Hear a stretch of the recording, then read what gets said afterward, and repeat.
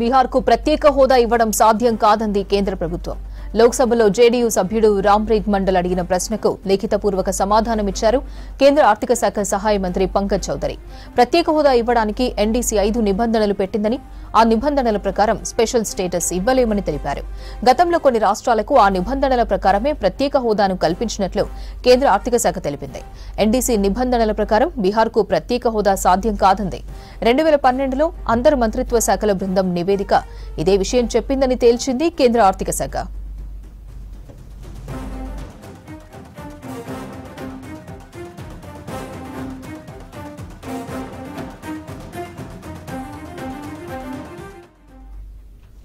బీహార్కు ప్రత్యేక హోదా ఇవ్వడం సాధ్యం కాదంది కేంద్ర ప్రభుత్వం. లోక్సభలో జేడీయూ సభ్యుడు రాంప్రీత్ మండల్ అడిగిన ప్రశ్నకు లిఖితపూర్వక సమాధానమిచ్చారు కేంద్ర ఆర్థిక శాఖ సహాయ మంత్రి పంకజ్ చౌదరి.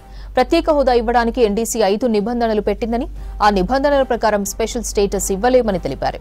గతంలో కొన్ని రాష్ట్రాలకు ఆ నిబంధనల ప్రకారమే ప్రత్యేక హోదాను కల్పించినట్లు కేంద్ర ఆర్థిక శాఖ తెలిపింది. ఎన్డీసీ నిబంధనల ప్రకారం బీహార్కు ప్రత్యేక హోదా సాధ్యం కాదంది.